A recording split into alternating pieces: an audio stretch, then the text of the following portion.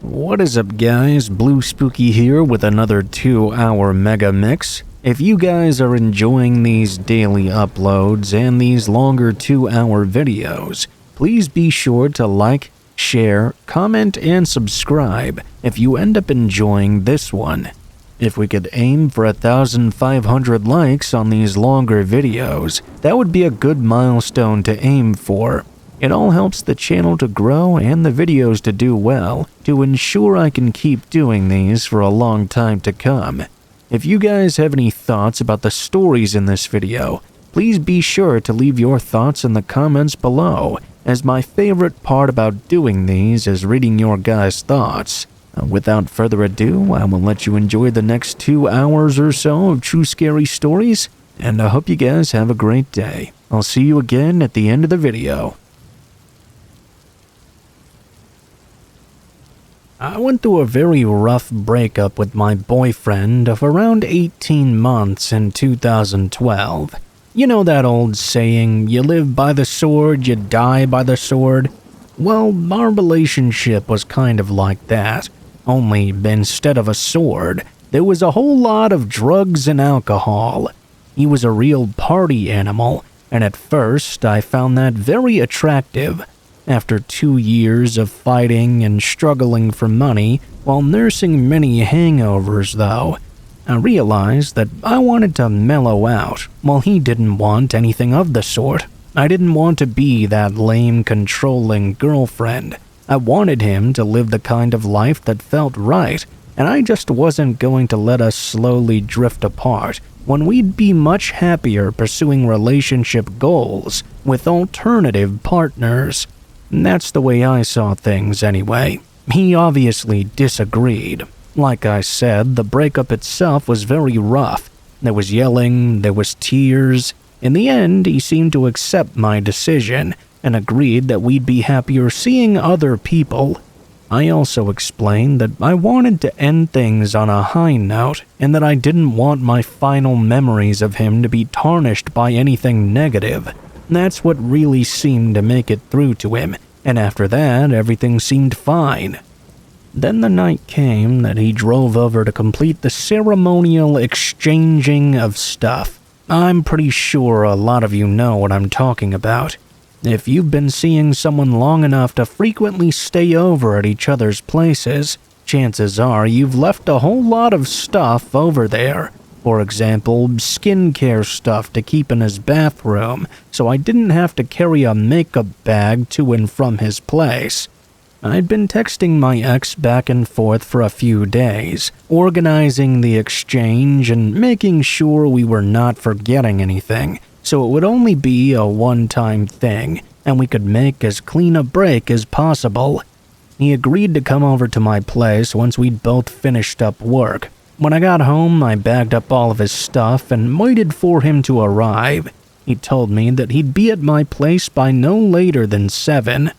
Well, 7 turned into 7:30, and there was no sign of him. I texted him to ask where he was, but got no reply. 5 to 10 minutes later, I started calling him, and after getting his voicemail a few times, he finally picked up. He didn't sound like he was in a particularly good mood. He told me he'd gotten caught up in a few things, and that he'd be over by around 8:15. All I did was ask him not to be too late, as I had work the next morning. He hung up, and I went back to waiting.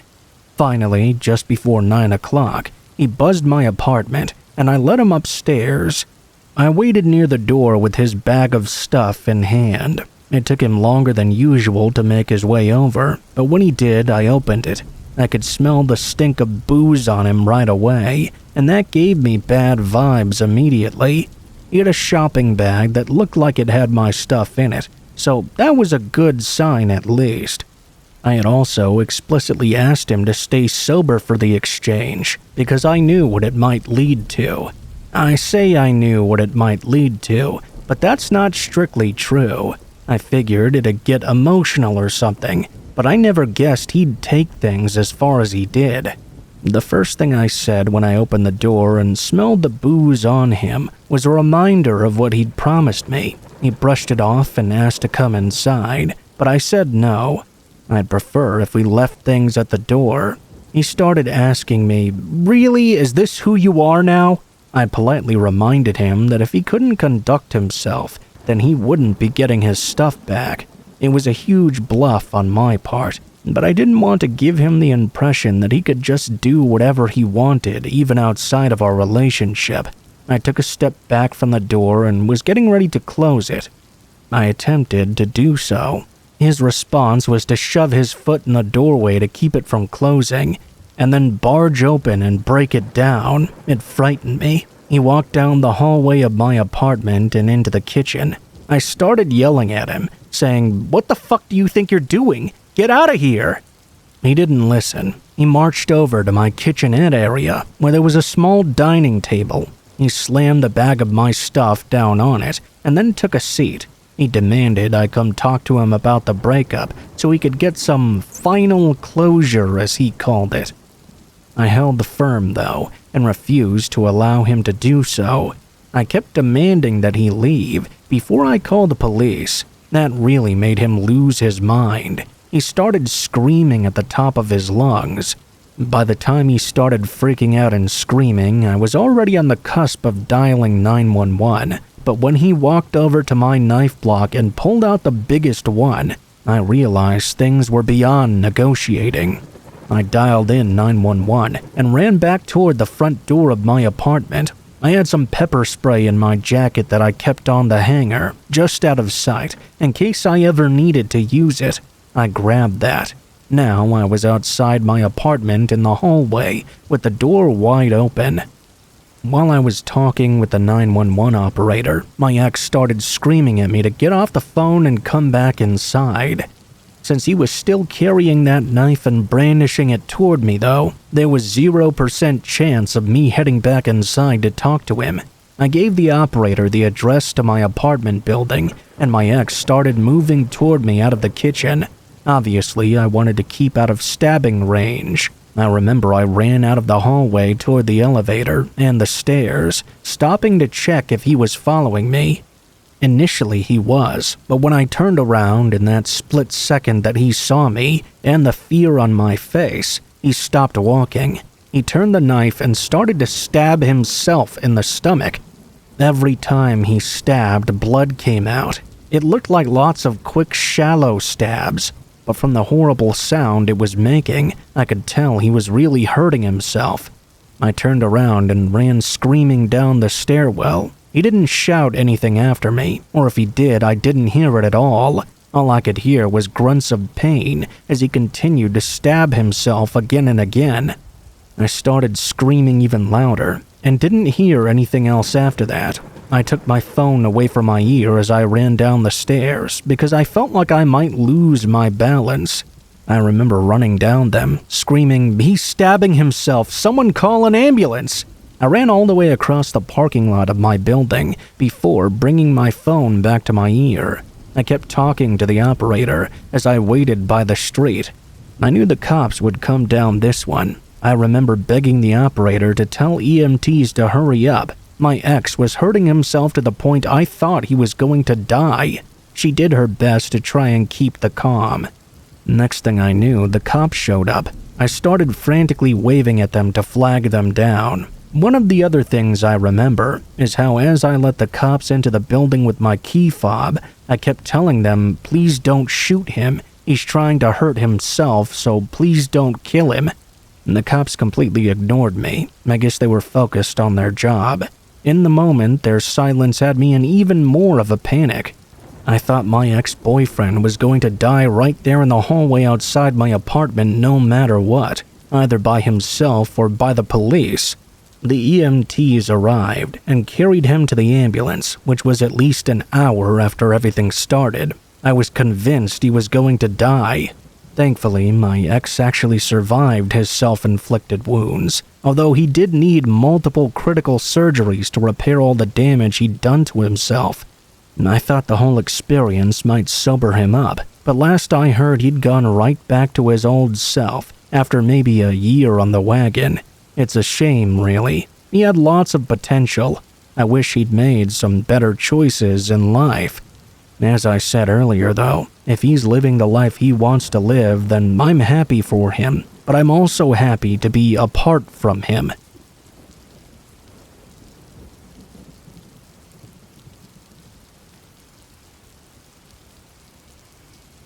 One time, I got back from work a little bit later at night. I lived alone in an apartment on the second floor during this time. After getting back home, I changed and went into the living room. I was sitting on the couch eating something when I suddenly heard this loud noise coming from next door. It sounded like the next door neighbor was banging on the wall. It was extremely loud and went on for almost a minute or so. I was really confused when I heard this. I wasn't making any loud noises or anything. The TV was on, but the volume was really not high at all. The neighbor was pounding on the wall as if I was being super noisy though, and he wanted me to be quiet. I didn't really know why else he would be banging on the wall otherwise. Even if he was bothered by the TV, I didn't even think it was loud enough for my neighbor to be able to hear it. I wasn't hearing any other loud noises from anywhere else. Just to be sure though, I muted the television for a short time. Everything was quiet, but then the loud banging on the wall started again. I really had no idea why my neighbor would be doing this now. I wasn't aware of making them angry or anything, and to be honest, I didn't even know who was my next door neighbor on that side. I never really saw them, and I'd been living at that place for about 6 months now. I had never met or seen hardly any of my neighbors. The banging stopped after a short time. I didn't really know what to make of this. For the next couple of minutes, everything returned to normal. It was so quiet that I just kind of moved on from that. 5 minutes later, there was suddenly an extremely loud pounding coming from my front door. It sounded as though whoever had been banging on my wall had now moved on to my front door. It continued for about 30 straight seconds. I decided to get up and walked over to the door. When I approached, the banging stopped. I looked out my peephole to the other side, but nobody was there. Whoever had been knocking had already left. I had no idea what was going on now. I was just assuming it was my next door neighbor, but I didn't even know what they looked like if it was to confirm. I considered going over there and asking what their problem was, but I decided not to. Based on how hard the pounding on the walls and door was, I had a bad feeling about all this. I moved on and tried to ignore it. I was hoping there would be no further incidents on my walls or door or anything else that night. Luckily, there wasn't. The next day, when I was leaving for work, I walked out of my apartment and went down the hallway. There was an elevator and a set of stairs right next to it. Now, I was always in the habit of just taking the stairs, and I very rarely used the elevator. After walking down the hallway, I passed by my next-door neighbor's door. Just a moment after, I heard the door open behind me. This was the very same neighbor who'd seemingly been banging on my walls and door last night. I did remember that, but I just kept walking. When I made it to the stairs, I started to go down. I heard whoever it was walking behind me. As the stairs turned in the stairwell and I went around the corner, I glanced up and saw a man following me. I didn't look directly at him, but apparently this was the guy who lived next door to me. After walking down the stairs, I went through the lobby and left out the front door. The guy that was walking behind me followed me exactly and walked out the door as well. He was following me even out onto the sidewalk. I had parked in the large parking lot that was at the complex. After getting to my vehicle, I got inside and saw the man just standing there staring at me. He was about 50 feet away, and I had no idea what his deal could possibly be. He stood there even as I drove off and went to work. I had never seen that guy before, but he must have been my next-door neighbor.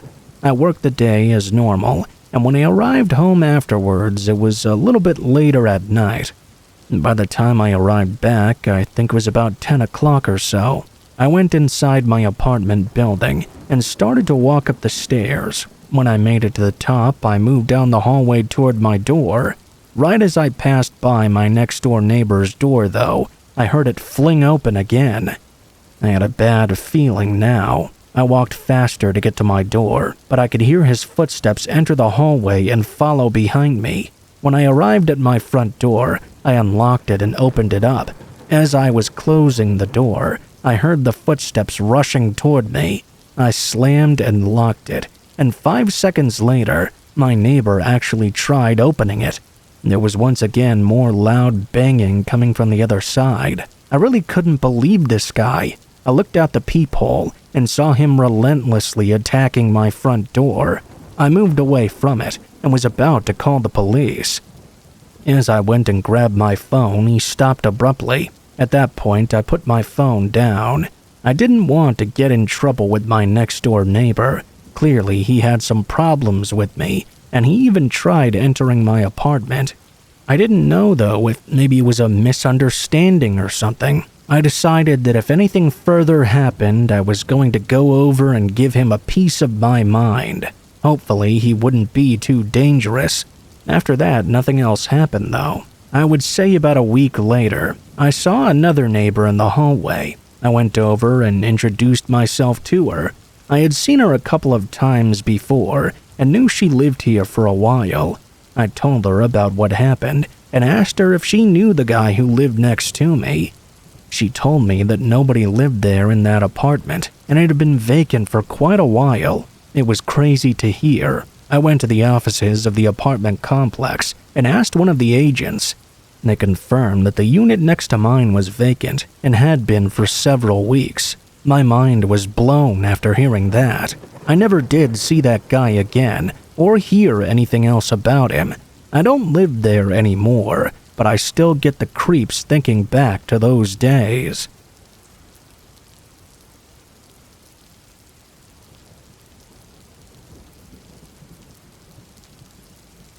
I grew up during the 1980s in a very tight-knit community in Georgia.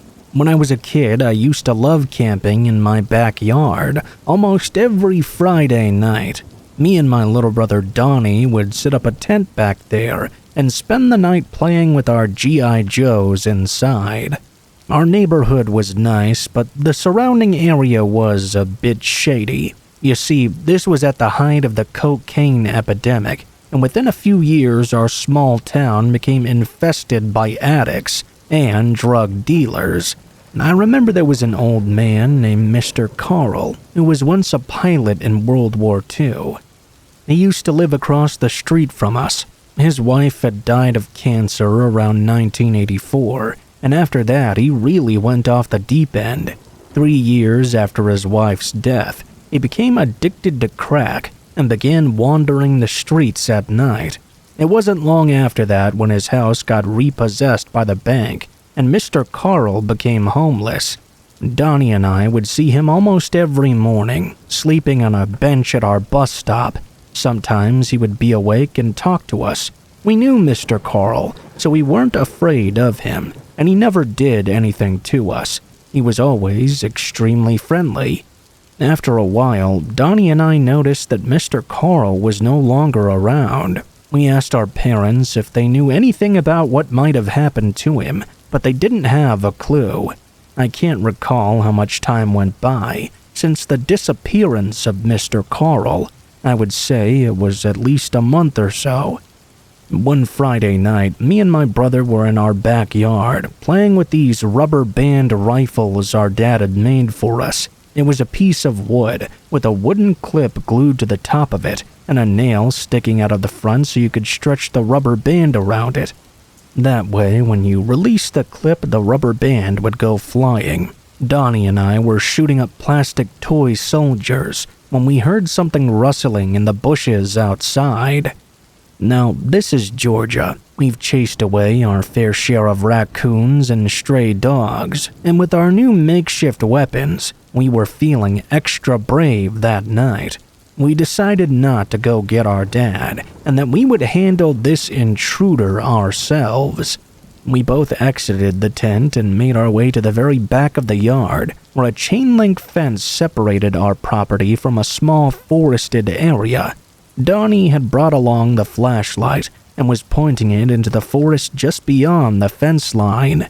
When we got there, a figure emerged from behind a tree suddenly. I recognized the jacket the person was wearing. It was a dark brown bomber-style jacket, and I saw the person was also wearing one of those army veteran caps. There's only one person I knew who wore clothes like that, Mr. Carl. When I got a better look at this guy in the woods, though, it didn't look like Mr. Carl at all. He was definitely wearing his clothing, but the man appeared to be way too young to be him. I didn't get a good look at the man's face, as he was looking down, so the bill of his cap concealed his features. And that's when I noticed dark red stains all over the man's jacket and jeans. Me and Donnie stared at the man for 30 seconds before asking him what he was doing. The man reached down and grabbed a large axe that had been laying at his feet. He then began moving toward the fence. Me and my brother dropped our wooden guns and took off back toward the house. As soon as I turned around, I felt something fly past my head. I looked over to see the axe flipping through the air. It crashed into the tent, causing it to collapse. The rest of that night is a blur to me. According to our dad, when me and Donnie burst into the house, we were absolutely hysterical. It took an hour to get the full story out of us, and by that time, the mysterious man in Mr. Carl's jacket was already gone. I just remember my parents talking to a police officer in the living room. As far as I'm aware, there was never any follow-up, and I don't know if the guy was ever caught or retrieved the axe he threw at me. This incident effectively put an end to our Friday night camping, and we never did figure out what exactly happened to Mr. Carl.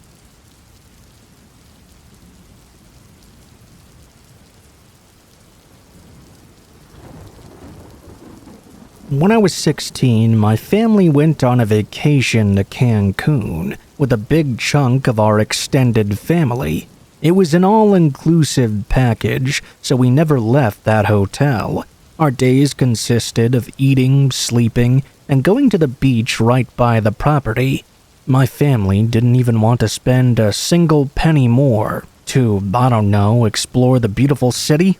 You must know that sleeping after a day at the beach or a pool, it's a little bit harder. You're in bed and you feel like you're still in the water, but you're more tired than ever, so you sleep like the dead. Some days I didn't even notice how tired I was until I woke up the next morning. My parents would wake me so we didn't miss the hotel breakfast, which closed at 9 a.m. One night was very strange though. We stayed up much later than usual, and I was nodding off. I had stayed with my aunt and some of my cousins, talking about the stars and the darkening beach and how pretty everything was. I asked my aunt if we could try to take a bus and see more of the city. Cancun is a touristy place, so it really wouldn't be that dangerous. My aunt and her husband were wishy-washy though. Honestly, years later I get it. Going on a vacation with your whole family is really expensive, so an all-inclusive is the best way to do it. If we went out, we would undoubtedly want to spend money or eat somewhere, and that just wasn't in the budget. They told me they might want to go somewhere, though, on the last day. I honestly don't remember much of the rest of the night. I was really sleepy. I went with them back to our rooms. My aunt and her family had been given rooms on the floor right below us. I don't know what exactly happened, but the next thing I knew, I was waking up, thinking that I was in my aunt's room. I got up from bed and went out, took the elevator and knocked on our room door. I was calling out to them, yelling my sister's name and banging on the door. It was around 4 a.m. or so. The door swung open and I stumbled slightly inside. Two big hands grabbed me, and I thought it was my dad.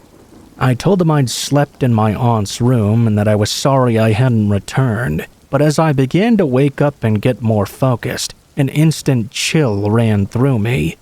Instead of my dad, it was a fully naked man with the hairiest chest I had ever seen. I'm focusing on the hair right now because I don't really want to talk about everything else. It was the first time I'd ever seen all of that. The man was angry and looked like he had just woken up. All I could think was, what had he done to my parents, and why was he naked in our room? Why was he still holding on to me? I asked the man what he was doing. He looked at me strangely and stepped closer. I struggled and squirmed. I managed to get out of his grip and ran to the lobby. There wasn't anyone around to help me. I thought about yelling for someone, anyone, but I was extremely confused. I sat down and tried to breathe. I don't know how, but apparently I passed out. I woke up after my sister was slapping my head. She started to berate me, asking how I could just sleep there. I tried explaining myself, and she told me that I was never in my aunt's room. I had gone to our room apparently, just like always. I spent the rest of our vacation thinking about what happened. My sister told everyone, and they all laughed at my expense. My aunt confirmed that they had gotten in the elevator before me, so they assumed I had just gone to my room. After teasing me for a bit, they all concluded it must have just been some sleepwalking episode. I never told her or anyone about the naked man that tried to drag me into his room, but I thought about him a lot. Anything could have happened to me.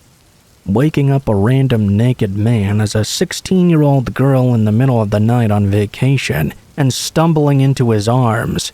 I'm just so glad I managed to get away. Nothing similar ever happened to me again. I didn't have a sleepwalking disorder, thank God.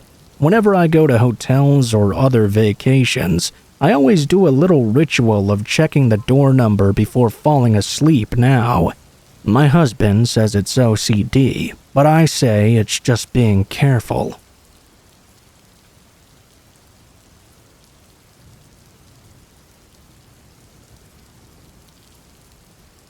One bizarre thing that happened when I was a kid was a sleepover experience I had. It was back when I was around 8 or 9 years old. I remember that I lived with my parents and older brother in the suburbs. A new family moved into the house across the street and one over to the right. They had a kid who was my age, and I remember meeting him when they first arrived. His name was Jake. There were a few kids in the neighborhood I would hang out with here and there. Over the first week or two that Jake lived there, I sort of hung out with him as well, maybe 2 or 3 times or so. My impression of him was that he was kind of weird. He was also really rude and didn't seem to like the same things the other neighborhood kids and I did. There were a few games we would always play, and I remembered that when we invited him, he would always say they were dumb and mock us. I don't really remember much else. I just know I didn't have the best impression of him. One day, my mom suddenly told me that Jake was going to have a sleepover with me. I remember being really confused, thinking, when did I agree to that? I told my mom I thought he was kind of weird, but she said he was probably just shy and insecure about moving to a new town. Apparently, Jake's mom had asked mine if he could stay over because she wanted him to make some new friends. I'm not sure if he had a hard time making friends or what, but I reluctantly agreed. Jake walked over with his mom, and our moms talked for a little while. Jake's mom seemed pretty nice, but Jake really wasn't. We went upstairs to my bedroom, and I figured we could just play video games or something for a while. Jake talked to me, and I don't really remember much of the conversation. We started gaming, and I was feeling a little bit better about him. He was decent at whatever games we played. We didn't really have to talk much either. We could just go from one game to the next, and it's always nice to have somebody to game with. This was before online gaming was super popular, so multiplayer often meant actually having to have another person there in the room with you. At whatever time I usually went to bed, we stopped gaming. Jake had a sleeping bag he had brought with him. I climbed into my bed and the lights went out. The next thing I remember was waking up when it was still pitch black out. I was half awake and didn't know what was going on. After opening my eyes, I noticed Jake standing in my bedroom. He was holding one of those little Nerf footballs I had. He then walked over to my bedroom window and opened it up. I was just laying there squinting my eyes from having just woken up. I didn't say anything or even move.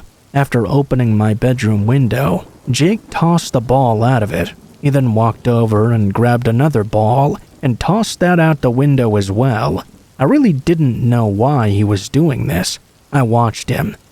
I was so confused. Jake walked over and picked up my PlayStation, unhooking the controllers and other wires. I realized he was probably going to toss that out the window as well. As he was walking over, I finally spoke up. I asked him what on earth he was doing. He looked over at me surprised, as if he hadn't expected me to be awake. He dropped my PlayStation on the ground right there and ran out of my bedroom. I was shocked. I got up and walked out of the room and heard the front door of our house opening. He had left the house entirely.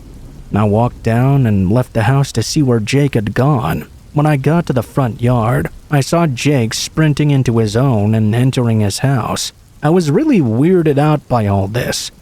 I went and grabbed everything he had thrown out the window, then went back inside. I went back to bed. The next morning, I told my parents about it, who seemed to be just as confused as I was.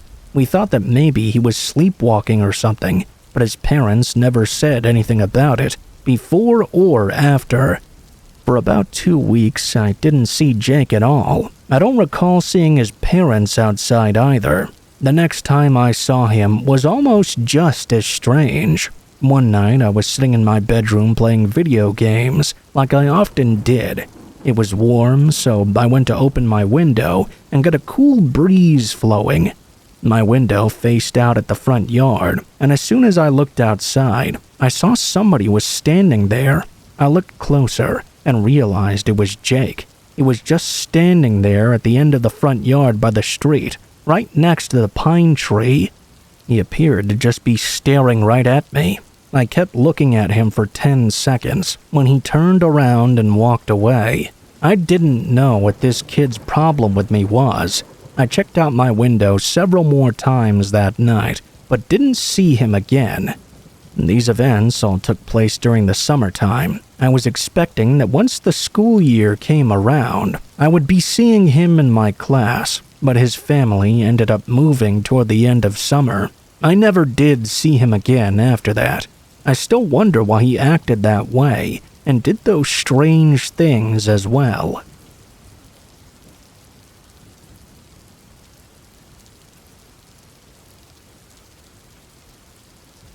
This happened about 6 years ago, and I'll never forget it. I woke up at about 3 a.m. or so, needing to use the bathroom. I was a high school student back then and was living with my parents. In our house, we only had one bathroom, and it was downstairs. As I went downstairs, my eyes were drawn to the front door, and I noticed that just by the position of the door handle, the front door appeared to be unlocked. This actually happened quite a lot when I was in high school. I had the worst habit of leaving the front door unlocked. When my parents came home from work, they would just stay home, but I liked to go out. I didn't ever stay out too late, though. Usually, I'd be home by 10 o'clock. One of my closest friends lived on the same street as us, and we went to each other's homes very regularly. I figured I must have forgotten to lock the door when I came home that night. The first thing I did when I went downstairs was lock the door again. I didn't want to be in trouble in the morning. Next, I went and used the bathroom. Just as I was heading back upstairs, I heard a terrifying sound. The door handle began to rattle. Someone was trying the door. In a house in absolute silence, the sound of someone violently trying the door handle was very jarring. It jumped me out of my skin. Not really knowing what to do, I turned to face it.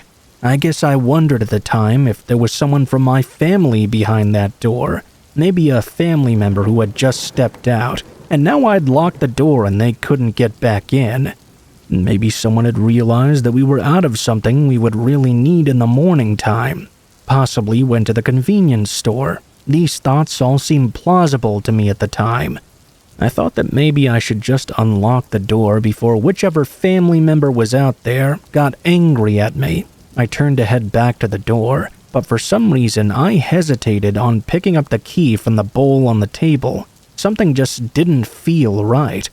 It was 3 a.m. I was sure that no one would be out that late. I decided to go upstairs quickly and see if anyone wasn't accounted for. I slowly creaked open my parents' bedroom door and took a peek inside. I expected to see one half of the bed vacant, but it wasn't. Both of my parents were right there, sleeping soundly in their bed. That left me with an unanswerable question. Who was trying our front door? I stood at the top of the stairs thinking about this for a while. I began to creep downstairs one step at a time. A part of me was thinking there must have been some sort of emergency. This kind of thing just didn't really happen in my town. No one came to your house in the night. I thought I should try to figure out who was out there. I got a good halfway down the stairs and froze when the door handle started rattling like crazy. The person who had a hold of it on the other side was really forcing their weight down upon it. They were pressing against it with their body, and as they tried to open it, the door is making this horrible metal clunking sound. It was shaking the entire frame. I stood there almost whimpering, trying not to attract attention. The door rattled like crazy for 30 seconds. I heard a heavy thud against the bottom of it. It seemed as if someone had tried one final attempt to kick the door in. After that final kick, the house went back into silence, and whoever was out there seemed as if they had left. The following morning, all the neighbors were out in the street talking. I was waiting to leave for school. It turned out a number of cars in the neighborhood had flat tires. Someone had been out there last night slashing all of them. I was so shaken by the whole series of events that it took me 2 years after it all happened to be comfortable with walking home alone again. I know it might not sound like all that much happened, but it was very traumatic for me. Even now, I torture myself trying to figure out why that person came to our house that night and what might have happened if I didn't need to use the bathroom at 3 a.m. If I'd stayed asleep for a few minutes longer, then whoever was trying the door would have easily gotten in. If they were slashing everyone's tires, that means they'd come with a weapon. I often wonder about what the purpose of their visit might have been. Why did they pick our house that night?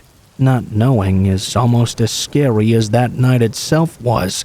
I remember my parents saying the police never made an arrest. It scares me to know that whoever did all this is still out there.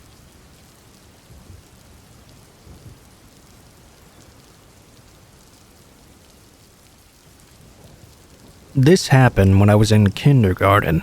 We all used to sleep in the same room when I was young. On the night that this took place, I was sleeping in between my father and younger brother. For some reason, I suddenly woke up. That wasn't like me at all. Even at that age, I would usually sleep through the night like a dead man. My eyes had just opened, and I was awake. I think I've always been sensitive to sounds, so that might have been what woke me up. It was a noise of some kind. We had a nightlight, so I could see most of the room. I didn't see anything I thought might have awoken me. I should have just gone back to sleep, but for some reason I didn't. I was worried about my nightlight. It wasn't just a nightlight, it was also a baby monitor. Despite the fact that my younger brother wasn't a baby and I was in kindergarten, my dad still kept the baby monitor plugged in at all times. When my dad was at work, it acted as a kind of live video feed, so he could keep an eye on my brother and I. Usually, the baby monitor never bothered me. I was glad it was there. That night, though, I felt like something was wrong. I laid there in the quiet of the night, just cautiously listening and watching, and then I heard a noise. It sounded like a radio. The sound was very low. I had to strain my ears to even hear it. It was very weird. I remembered there was a high school student who lived above our apartment, and she often listened to the radio. My dad always got annoyed when she played it too loud at night, so I figured this was just one of those times. I turned onto my side and tried to get back to sleep. Then, instead of a radio, I heard a piano playing. The sound of the piano was much louder than the sound of the radio. I knew the high school girl's family also had a piano as well, so I thought maybe she had started to play it. Weird, why would she play it in the middle of the night while also listening to the radio? Eventually, I couldn't take any more. If she kept on playing it, I thought I'd never get back to sleep.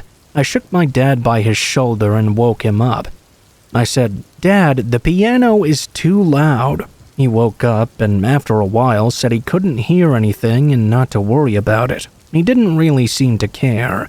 I reluctantly went back to trying to get back to sleep, but it seemed like the sound of the piano was getting louder. I tried to wake my dad again, but he ignored me. I was looking at my brother, and he was soundly asleep. I couldn't believe it. Just as I was starting to feel uncomfortable and a little frightened, the sound stopped. I closed my eyes, finally feeling at peace, and then I froze.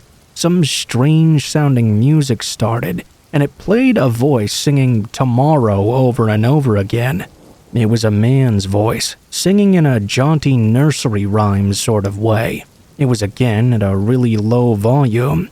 It was at this point that I realized that these sounds could have been coming from the two-way intercom function of the baby monitor. I laid there as still as possible, trying to figure out what on earth was going on. I couldn't help but go back to straining my ears to listen to the voice and music. I began to be able to make out a few more words than just the "tomorrow." The singing man was singing this: "Tomorrow you'll die, you'll die, you'll definitely die." When I understood the words this strange voice was singing, I instantly covered my ears. My body began to shake. It was so scary. I didn't know who this person was, or why they were saying I was going to die tomorrow. If that sounds like my reaction was a little much, please remember that I was only in kindergarten when this happened. Before I knew what to do next, I found myself crying. I think at that point my father noticed or woke up. I had worked myself up so much that my father was certain I was having a fever dream. That made me panic even more, because I was thinking about that song I just heard from the baby monitor. I remember being so worked up that I couldn't even understand what my dad was saying. I could only think about how hot I was getting and what was going to happen in the morning. The start of potentially my last day on Earth with my family and my friends. That's about as much as I can remember. I know I couldn't sleep until the morning light rose behind the curtains. As you might have figured out by now, I did not die the next morning, nor the next day. Years and years have passed since I heard that creepy voice singing through the baby monitor. I was fine. My fever went away. I'm fairly certain it was a reaction to the panic and stress I was under at the time. Apparently, I told my dad about the song I'd heard, and he said I was so worked up I was repeatedly telling him I was going to die. He was obviously scared as well, because little kids of that age don't usually just say things like that. I don't really have an explanation for what happened. I know there are stories out there of people's baby monitors being tapped into by strangers, speaking to children through the device. It kinda makes me sick that there was an individual out there that wanted to terrify me that much for their own sick entertainment. I pleaded with my dad to get rid of the baby monitor, but he didn't want to. I mean, I do get it. It's a nice way for him to keep an eye on us. But on the other hand, I knew that someone else had their eyes on us too. I got in a lot of trouble for unplugging that baby monitor, when he had expressly told me not to do it. It was on several occasions. Nothing like that singing voice ever happened again, thankfully, but that was pretty much the scariest thing that ever happened to me as a child. I spent the entire following day worried about if I would even live on to see another. That's something I wouldn't wish on anyone. I guess the only real takeaway from my situation is to ask parents to believe their kids, because sometimes what they think is just a bad dream or overactive imagination is actually something much more disturbing.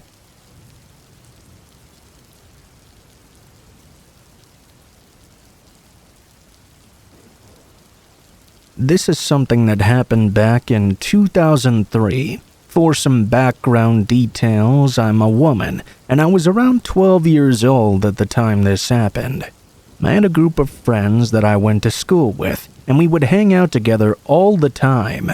One time, I remember I was at my friend Jen's house with a couple of my other friends there as well. There were maybe 4 or 5 of us in total. We were all going to be staying over for the night at Jen's. I remember her parents' house was really nice, and they had this big living room. That's where we were all going to sleep. We all had our sleeping bags on us, other than whoever would be sleeping on the couch, of course. I remember we were hanging out, and as it got later, we were just watching TV and movies. Everyone else had gone to bed besides us by around 11 o'clock. Now, I remembered that a little while after that, another friend, Alyssa, that was with us, went to the kitchen. The kitchen was next to the dining room, which was directly next to the living room. Just as suddenly as she'd gone, though, she came back really fast and said she'd seen a man in the window in the kitchen. At first, we thought she had to be joking with us.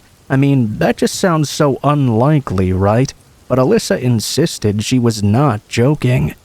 I thought that either she must be serious or she was a really good actor. She was telling us she'd seen a guy lurking past the window and then looking in at her. One of the lights in the kitchen was on, but it was dim outside. It was dark, so it was difficult to see any details about the man.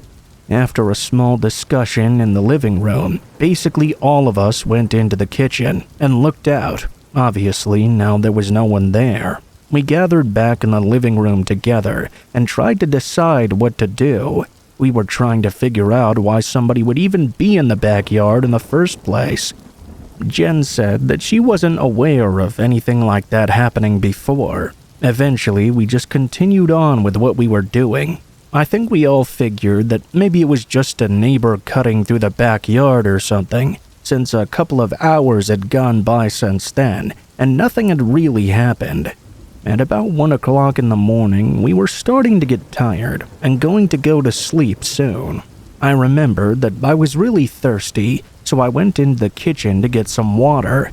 When I walked in, though, I noticed that through the back window, there really was a guy right there. I couldn't believe it. He at first appeared to be looking in and was about a foot or 2 away. I really couldn't tell any details about what he looked like or anything. I immediately ran back into the living room and told everyone at once. Everyone got up and started running through the dining room to the kitchen. But again, when we got there, the man was gone. We looked out the windows of the dining room, the kitchen, and even the living room, but we found no trace of the man. We stayed up for at least another hour, talking about this. Finally, we convinced ourselves that this man must truly be gone for good this time. Everyone went to bed, including myself. We all woke up the next morning, and Jen's parents were making breakfast in the kitchen. I remember that we went in there to get something to eat. A few of us were sitting around talking and eating, and Jen's dad went outside to the patio. I'm not sure where he was going, but when he came back inside, he said that he'd found a bunch of marks at the back door, as if somebody had been trying to get inside. For the next few minutes after that, we discussed everything about the man we had seen. It seems as though he'd tried to break in, but luckily he wasn't able to manage it.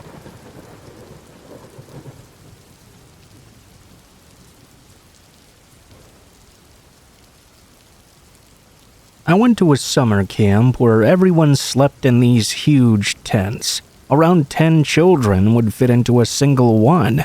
We had beds, but we wrapped ourselves in sleeping bags on top of the mattresses as well. There was only one building on the entire grounds, and it served as a counselor headquarters, recreation area, and dining hall. The toilets were outhouses, although they were much cleaner than the porta potties I've had to use at concerts and such. I remember one night, I woke up because I really had to use the restroom.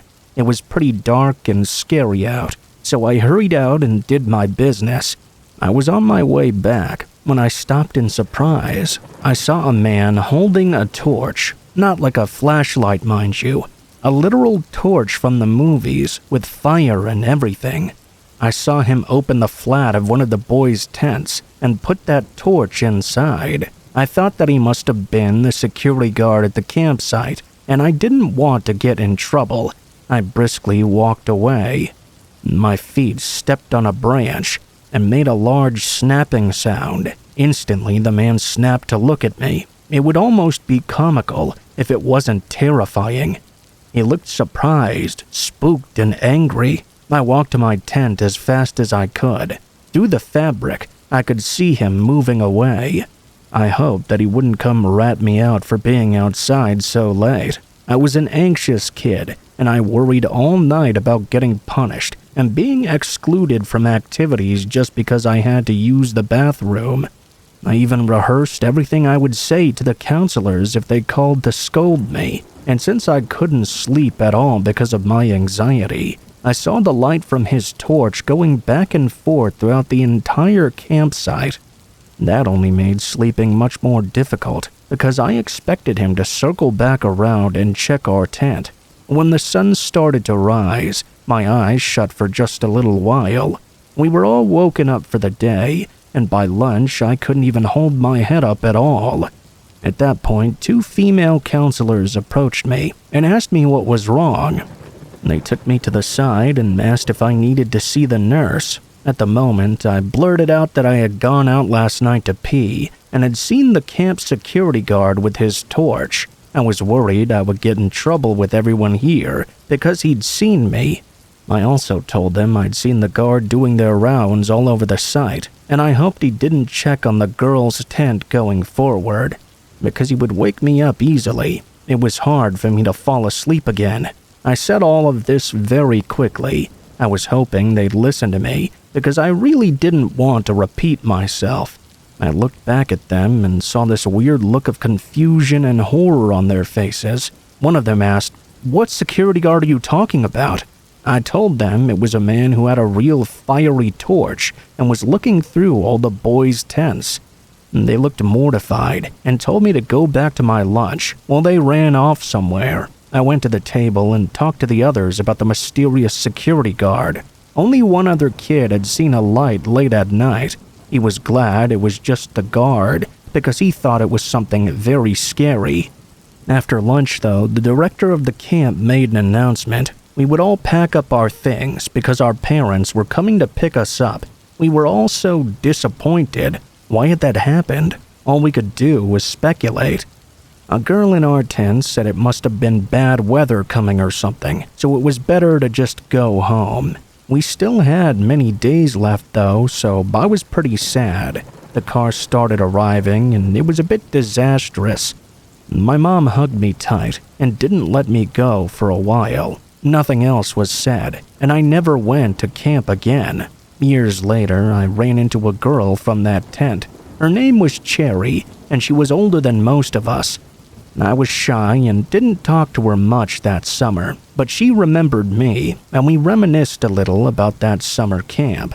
I wished I had gone to the others, but Cherry said there was no way our parents would ever allow that after what happened. I asked her what she meant, because as far as I was concerned, we really had been sent home because of bad weather.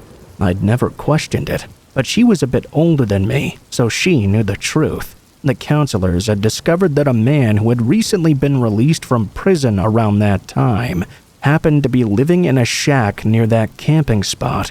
No one knew about it until I alerted them about that man lurking outside at night. She went on to add that he was a registered sex offender. So yeah, the camp had to close down. She told me she had begged her parents to go to another camp for years, but they wouldn't allow it. When prodded, they finally came out to her with the truth. And that truth shut her up pretty quick. Shut me up quick, too.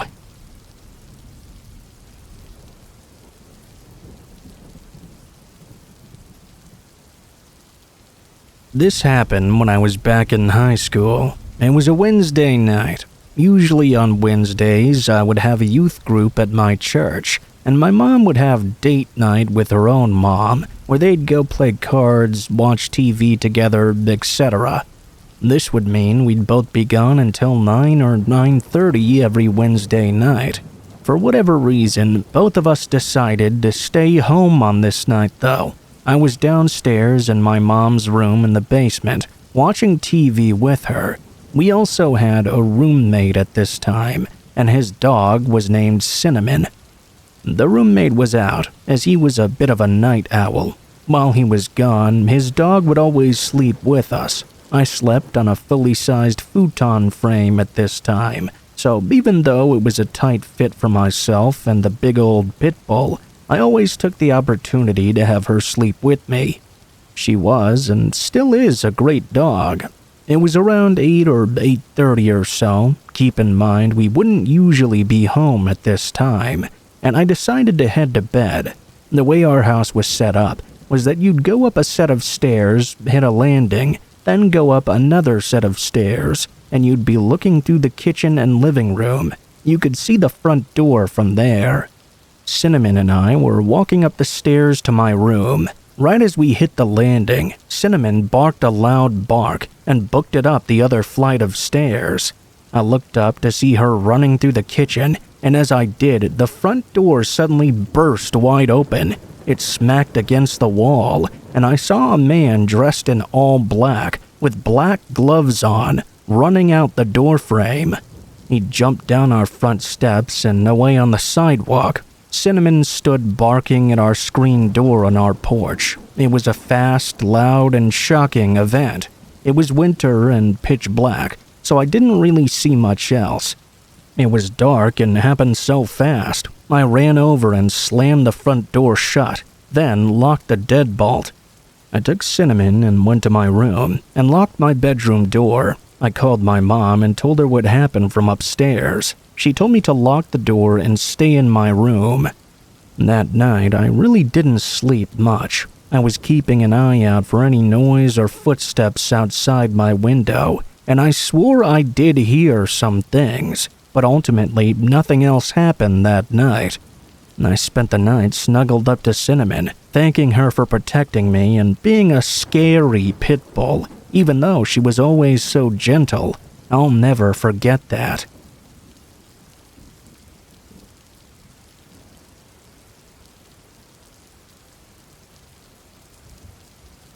I'm 21 years old. This happened to me shortly after I turned 18 and graduated high school. My family moved to a new house in Texas. My mother claimed that it was so we could get a fresh start, but I knew the truth. She was ashamed of all the trouble my sister Jocelyn had gotten into in our hometown. Weeks later, we settled into the new house, and Jocelyn disappeared. My mother received a phone call from my sister's parole officer. Apparently, they found her in Atlanta, and to make a long story short, she wasn't thrilled about the move, so she ran away to a friend's house. Unfortunately, I could not fly back to Georgia with my mother, and so I had no choice but to stay in Texas by myself. The next morning, after my mom left, I went for a jog around the new neighborhood to try and familiarize myself with it. When I stopped to catch my breath and change playlists on my phone, I felt a cold feeling creep up my spine. It was the unmistakable sensation that you get when you're being watched. I looked around, but there seemed to be nothing out of the ordinary. I knew from this feeling, though, that someone was watching me from somewhere close by. I decided to cut my walk short. As soon as I reached my house, I locked the doors and immediately ran upstairs to take a quick shower. While I was washing up, though, I heard a faint thudding noise from downstairs. I quickly turned off the shower and listened in. Another thud followed. I quickly threw all my clothes on and ran downstairs to check what was going on. I didn't find anything. The front and patio doors were locked up tight, so I was left feeling a little confused as to what that sound was. I was trying my best to keep my composure. I was finally able to relax and breathe a little when my mom called in to check up on me. I didn't want my mom to be too worried about me. She was already stressing out enough because of the situation with my sister. I told her I was fine and that I was going to order some takeout and relax for the rest of the day. Later that night, around 10 p.m. or so, I finished up my dinner while binge-watching How to Get Away with Murder on Netflix. Eventually, I fell asleep on the couch. I suddenly woke up a couple of hours later. It was around 1 a.m., and the room was absolutely freezing. The thermostat showed 42 degrees, and that's when that dreadful feeling came back. I felt like what I imagine a deer being eyeballed by an apex predator felt like. Danger was close by. My stomach was in knots. Something was out of place. That's when I realized my phone was missing. After a brief search of the area around me, I couldn't find it. Annoyed, I decided to use a website called Text Now on my laptop. It's a free service online that you can use to track your misplaced phone. I typed in my number, and almost immediately the ringtone stopped. I heard a heavy breathing coming from the other end. I barely had enough time to respond when I heard a knocking on the glass of the patio doors. I grabbed an unscrewed bedpost from the closet before checking things out. When I looked out through the doors, my heart basically stopped. Holding my phone was a dark figure in a goat mask. Before I could make out any other details, the masked man easily slid my patio door open. At just about the speed of light, I burst through the front doors and headed for my neighbor's house across the street. I banged and banged on the door until an older woman came to greet me. She called the police after I explained everything to her. The cops arrived 10 minutes later, but after a thorough search of my house, they found no trace of the intruder. After that ordeal, there was no way I was staying in that house alone. I asked the officers if I could accompany them to the station, to which they kindly obliged. While I was at the station, one of the officers informed me they had located my phone somewhere outside the home. There were no fingerprints on it, though. Added to that, the fact that I couldn't give a detailed description of the assailant. It was a dead end. There was at least one unpleasant surprise, though. I unlocked my phone to call my mom, but upon seeing what was in my photo gallery, my blood ran cold. The officer saw I was getting uneasy and asked me what was wrong. I handed him my phone, and in my gallery, there were 15 videos of me sleeping on the couch, all nearly 3 minutes long. The masked man I saw had been inside my house and was watching me the entire time I was sleeping. I felt so violated that I became nauseous. I called my mom and told her everything. Hours later, she and my sister came straight from the airport to come get me. We didn't live in that house much longer after that. For the longest time, I couldn't stop thinking about what could have happened if I had woken up with that man standing over me. Perhaps I wouldn't even be here to tell you this story. It took me a while, but I finally came to terms with what happened. I would be lying, though, if I told you that that experience doesn't haunt me to this day.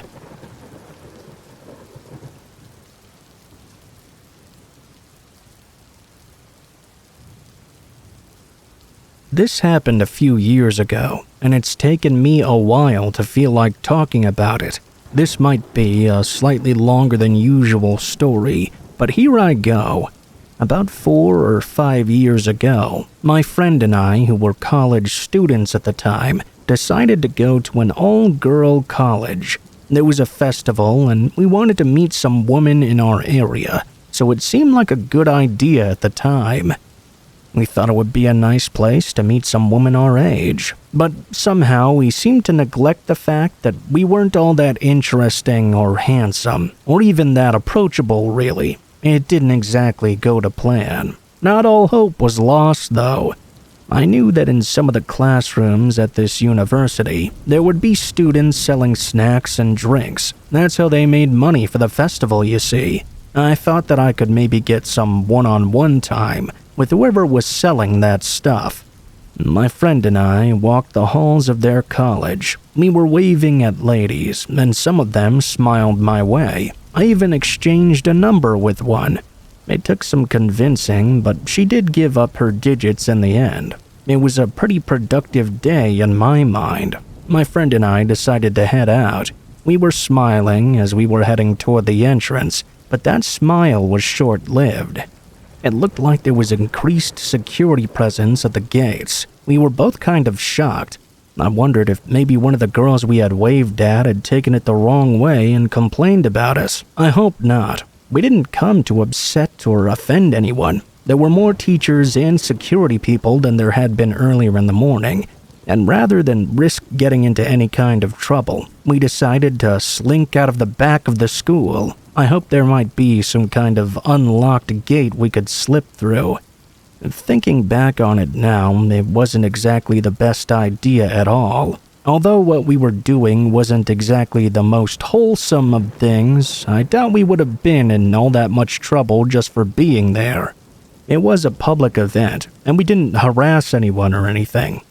All we had to do was walk out the very same gate we'd come in through, but we didn't. We found a gate at the back of the college campus.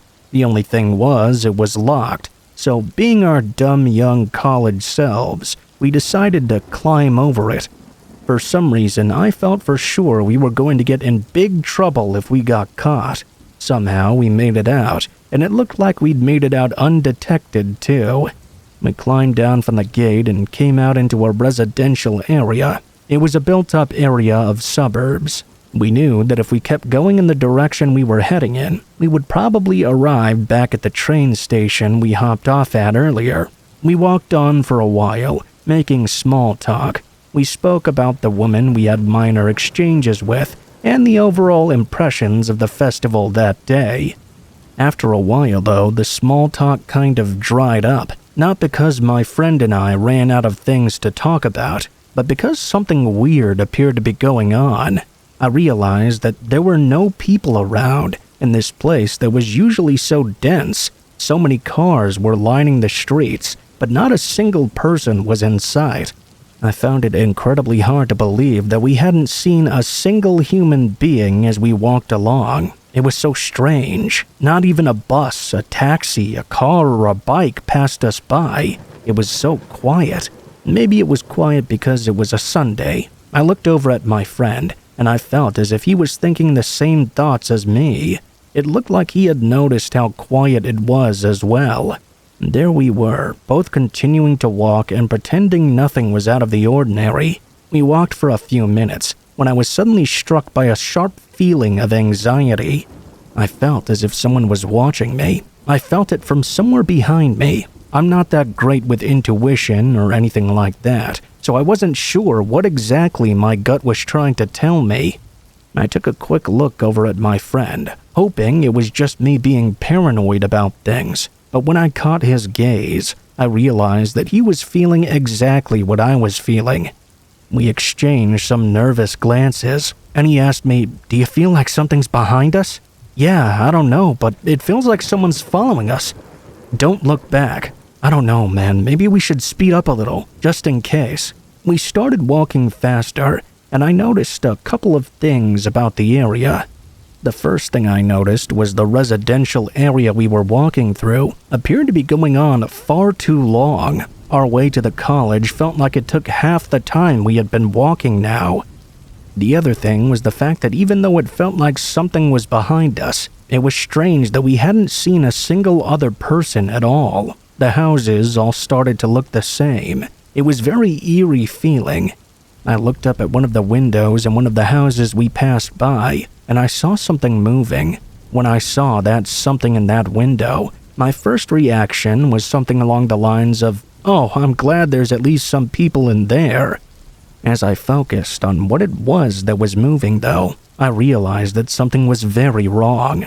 There was a pale, bloodied hand waving at us. I looked at the next window, and there was another hand waving. I could see slightly more of the arm this time. I looked across the street, and through the kitchen blinds I saw more pale hands waving at me. It got to a point where every window we passed by appeared to have these strange hands waving with different degrees of excitement.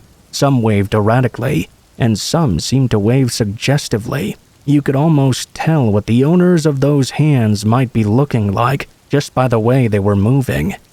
We walked past a parked car on the other side of the road, and a hand emerged waving from the back seat of the window. It was downright disturbing. I really didn't like this. I spoke sharply under my breath and asked my friend if he was seeing this too. He didn't answer. I looked over at his face, and in that moment, it looked like he was on the verge of tears. Behind him, I could see a flurry of hands waving from the windows. I asked him an important question. "Can you run?" I watched as he nodded slowly. He seemed scared to speak. Those waving hands were so scary, and so was the feeling of whatever was still following us. It was coming closer and closer. I broke out into a jog, or maybe more like a sprint. Whatever it was, I started running, and so did my friend. I don't know how long we were running for, but my friend started to run out of gas a little. I was in the track and field club, and I wasn't a bad runner back then. My friend was, I don't really know a nice way to say this, but let's just say he was more of an indoors type of gentleman. He was clutching at his sides and complaining. I think he physically couldn't go on any further. He was wheezing and sputtering. He yelled on to go on without him, like we were in an action movie or something. I don't know why, but I started running. Normally, I wouldn't allow myself to leave anyone behind, especially under such strange circumstances, but I ran. I regretted that choice. Maybe I should have at least attempted to carry him or something, although I'm not sure how far the both of us would have gotten. I ran, and gradually realized that the more I ran, the less I felt like something was pursuing me. It felt like the presence behind me had disappeared. It was as if I had broken back into the real world. There was nothing behind me. Life seemed to feel a little bit more normal than it had been a few moments ago. I collapsed in a public park out of exhaustion. There were people around, and that made me feel incredibly relieved. They all seemed concerned for me. I heard the splashing of water. I don't know why, but I brought myself to my feet and went in search of that sound. In the middle of the park was a lake, river, or pond. I'm not exactly sure which one, but it was a big body of water. In that body of water, I saw my friend laying down. It was the one I had been with earlier. There was just no way in hell he could be here after I'd left him behind. I really didn't allow that thought to occupy too much of my brain space, though, because I was so pleased to see him. I yelled his name at the top of my lungs and waded into the water to grab him. My friend's face was expressionless, though. As I entered the water, he went for my legs and took them out from under me. I was submerged in the water, and he was wrestling with me. I didn't know what had gotten into him, but it was like he was trying to drown me or something. I kicked him away, and he fell back. He got up with his arms raised outright, poised to choke me. In the end, some bystanders separated us, and we found ourselves in the back of police cars. Eventually, my friend snapped out of it. I don't know exactly what happened to us that day, but I have a strong feeling that something we ate must have been spiked at that all-girls college. If we were unlucky, our night could have ended a lot more differently than just a wrestle in a pond in a park. All those weird things we saw, those feelings of paranoia, it was all so terrifyingly real. I can still see all those waving bloody hands in my mind. I'm pretty sure we both had a bad trip together. I can barely even bring myself to look at the windows and buildings as I pass by them anymore, for fear of relapsing and seeing those hands waving back at me. I have no idea what exactly that hallucination meant, or if it's supposed to mean anything at all, but all I can say is I'm glad my friend and I were all right in the end, whatever trip we were on.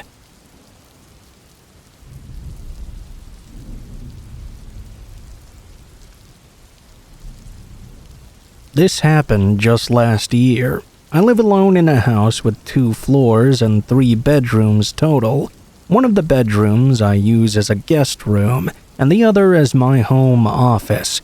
One night, I got home from work at around 7 p.m. or so. After arriving back, I went inside and started to cook some food in the kitchen. The kitchen was at the back center of my house. I listened to the radio as I was cooking, and it took me maybe 30 minutes to finish making my meal. When I was done, I decided to go upstairs and change, then go back down to eat. I walked upstairs and was going to my bedroom when I noticed that the door to my guest bedroom was closed. I always left those doors open, and I didn't recall closing it that day. It was really strange to me. I went over, opened up the door, and took a step inside. The lights were off, but before I could reach for the light switch, I saw something. There was a woman standing at the backside of the room looking at me. It was really dark in there, so I didn't get a good look at her at all. After about a second, though, she started to suddenly charge at me. I stepped back and slammed the door closed, then ran back down the hallway. When I made it to the stairs, I heard the woman throw open the bedroom door. I didn't have any time to think and guess why there was a random woman in my home and why she was now chasing after me. After fleeing down the stairs, I wasn't really thinking at all.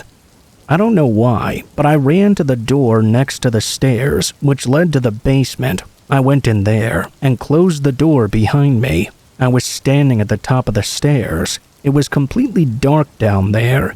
I guess I thought it would be a good hiding place. I heard the woman go down the stairs, but then she seemed to go and head in another direction instead of coming toward the basement area.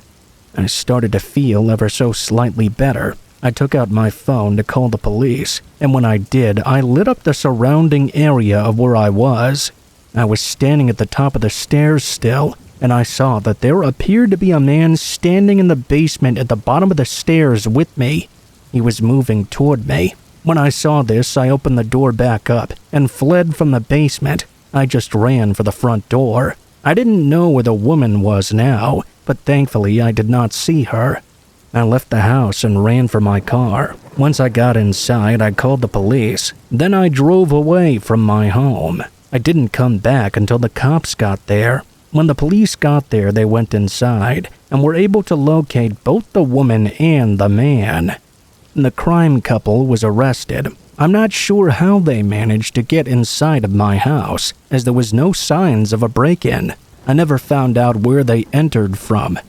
Maybe I'd left a door unlocked or something, but I really don't know. Apparently, they both entered together though, and for some reason, the woman hid upstairs and the man hid downstairs. I'm not sure if I just surprised them by getting home, or what. I think they were planning on robbing me, but that was by far the scariest moment of my life. I still live in that house, but since then I've taken just about every security measure there is, and hopefully nothing like that ever happens again.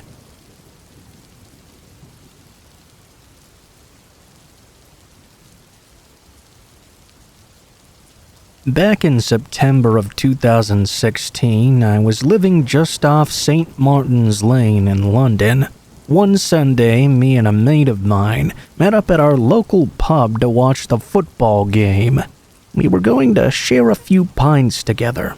We watched on, and after full time, my mate got a text from his girlfriend asking if her and a colleague could join us for drinks. About a half an hour later, she turned up with her colleague in tow. And the first thing I thought when I saw that colleague of hers was, wow, she was without a doubt one of the most stunningly beautiful women I had ever laid eyes on. The very second I laid eyes on her, I was absolutely smitten. For the sake of the story, we'll call her Sarah. She was half Lebanese, and right away there was some chemistry between us. Little did I know, but my mate and his girlfriend had conspired to do a little bit of sneaky matchmaking.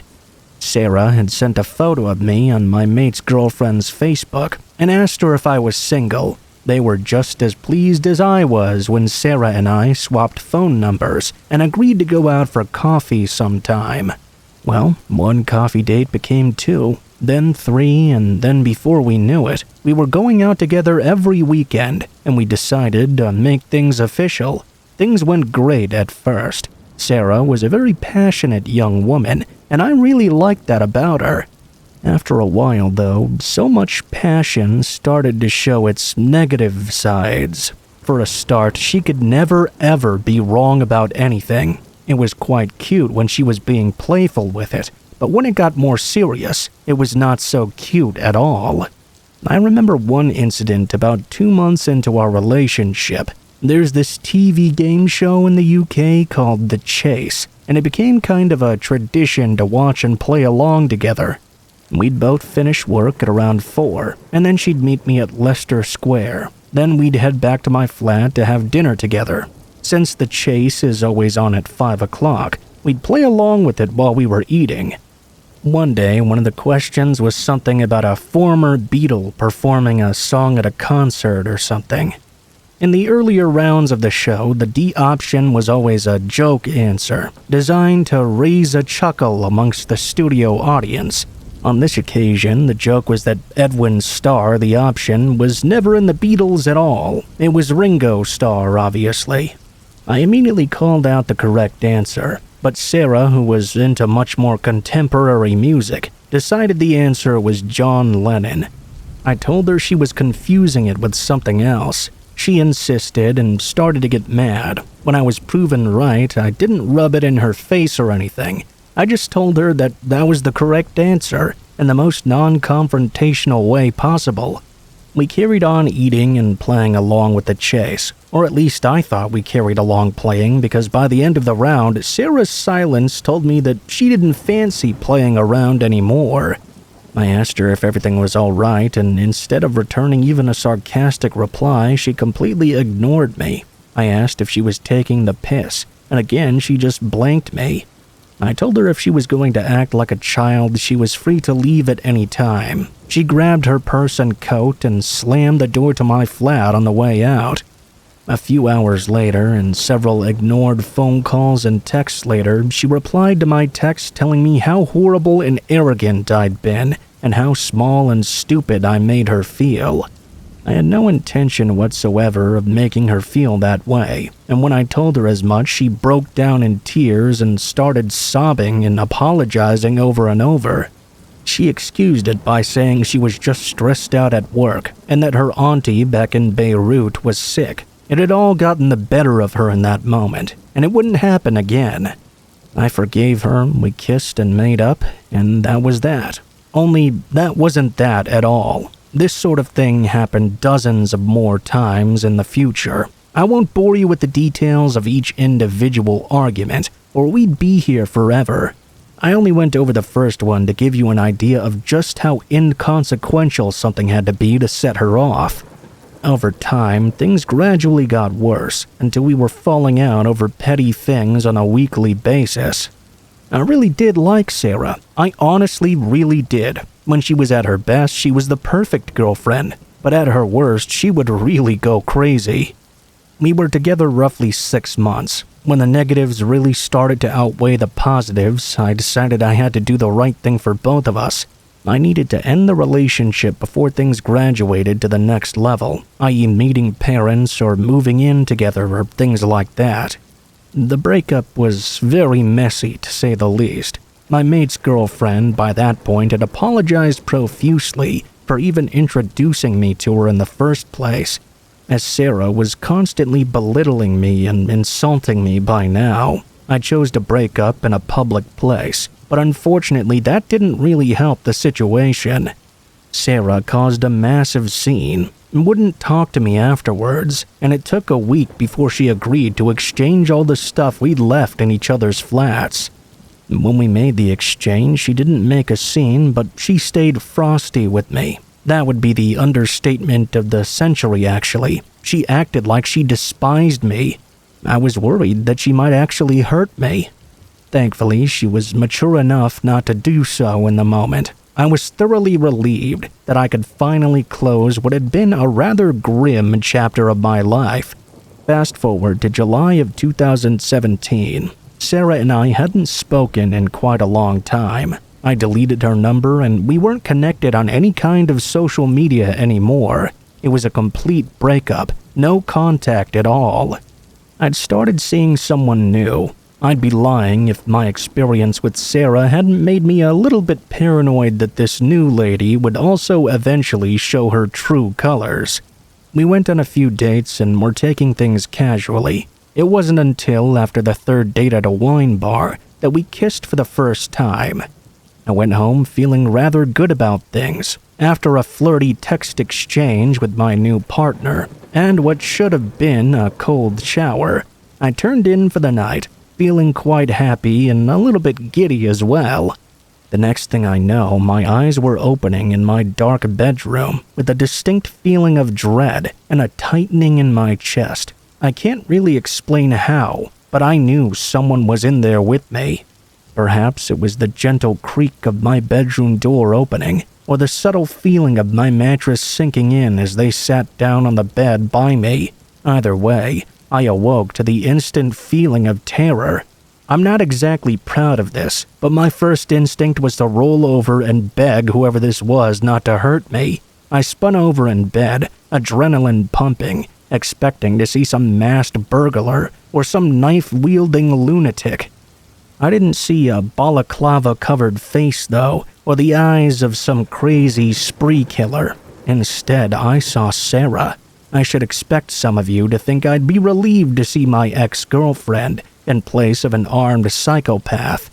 In that moment, though, I was absolutely convinced she was there to kill me. I remember Sarah just staring at me with a blank expression as I slid off the opposite side of the bed from her and tried to put some distance between us. Instead of doing anything, Sarah simply said, "I'm sorry," then got up and walked out of my room. She continued out of my flat. I stood there for a few seconds, panting like the devil, wearing nothing but my underwear, and contemplating just how close I'd come to getting murdered. As I said, we no longer had each other's contact details by that point. I asked my mate's girlfriend to pass a message on for me, basically saying that if she ever came near me again, I'd be getting in touch with the police. I would have preferred to keep it between us. I really would have. I didn't want to air out my dirty laundry in public, let alone anyone else's. As I'm sure you'll agree, though, she didn't exactly leave me much of a choice on that front. It turned out my mate's girlfriend and Sarah weren't working together anymore. Sarah saw the message and blocked her, without so much as a word of reply. Obviously, the big question on everyone's lips was how the hell did she even get in that night? I have a theory on that. Towards the end of our relationship, I'd say the final 2 months or so, I gave Sarah the spare key to my flat. The letting agency had given me 2 copies of the key, one to keep as a spare. I ended up giving it to Sarah so she could let herself in when I wasn't around. Sometimes she'd finish work earlier than I did, so instead of having to take the tube all the way back, Sarah just used to let herself into my flat and wait there for me. She did give me the spare key back when we exchanged our things. At the time, the thought didn't cross my mind that she may have made a copy. The thing that truly scares me is that she made a copy of my key and waited so long, then decided she was going to sneak into my flat in the middle of the night. I really think she wanted to hurt me but changed her mind. If she wanted to talk, there were a dozen different ways she could have reached out to me. Most certainly, she didn't have to sneak in the middle of the night and creep into my bedroom while I was dead to the world. The only reason you'd want to do that is to catch someone unaware. I moved away from London just before the pandemic, so I'm confident that she and I will never cross paths again. But if we did, let's just say I won't be in a rush to grab coffee with her anytime soon.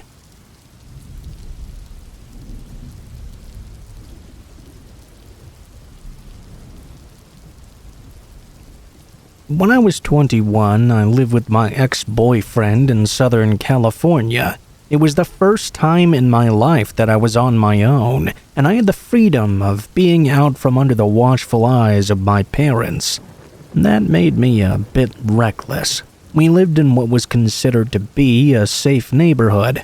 Nice houses lined the streets. Cal State University was nearby, and we'd rarely heard of violent crimes happening in the area. One late Friday night, in July at approximately 1 a.m., my boyfriend and I got quite bored. We wanted to get out of our hot apartment and decided to walk several blocks away to a lovely park that had an artificial lake where ducks and geese would gather. There were benches around the lake where you could sit and watch the water. The sky was clear, the moon was out. It was a hot summer night in Orange County. The park was surrounded by an expanse of towering trees and thick bushes. My boyfriend was a naturally thin guy with long hair. I was about 5'5" and weighed 100 pounds at the time. We sat down on a bench to watch the rippling water as the moonlight reflected off its surface. The trees and bushes were at our backs when out of nowhere, the bright headlights of a police cruiser came speeding through the adjacent parking lot. The vehicle's frame bounced off the concrete speed bumps as red and blue lights flashed. It came to a screeching stop, and a spotlight was shined into the trees. We both thought, shit, we aren't supposed to be here. What the hell do we do? We may or may not have been under the influence. This was remarkably bad timing. We knew the cops had seen us, so we just stayed put. If we started running, we would risk being chased down and arrested. The cop, however, didn't approach us right away. We looked on for a while and wondered what the hell was going on over there. We thought maybe the officer had caught a drug deal going down.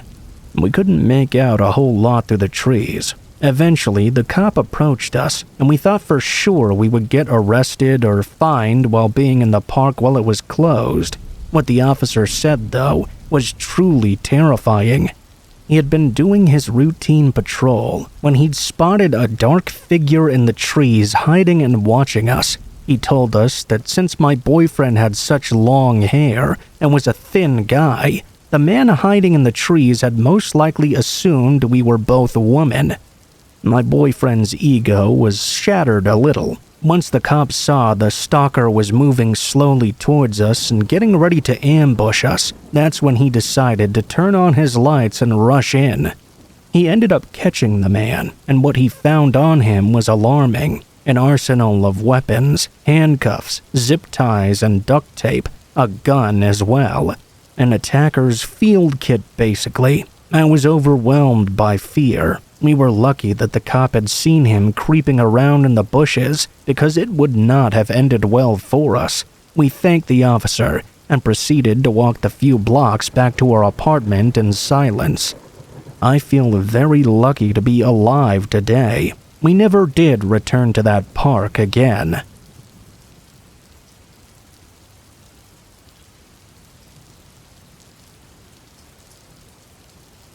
When our second child, my son, was 4 years old, we decided to move from Yokohama to my husband's hometown in Hoku.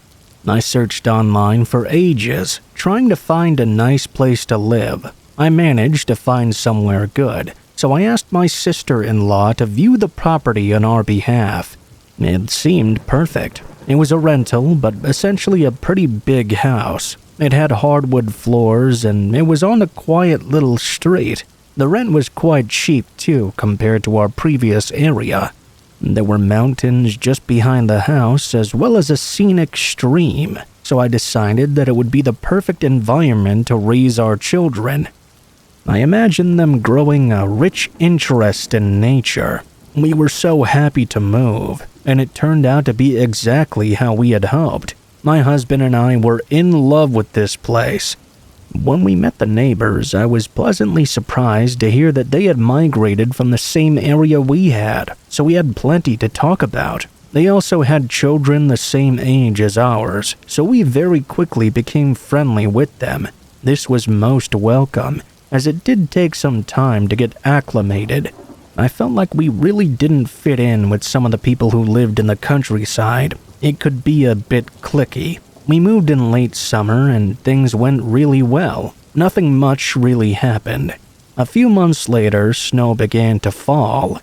One day, it started snowing during the day, and by the time we had finished dinner, I looked outside at our garden, and there were 5 centimeters of fresh snow out there. I gave my kids a bath and got them into bed, and headed back downstairs to join my husband in the living room.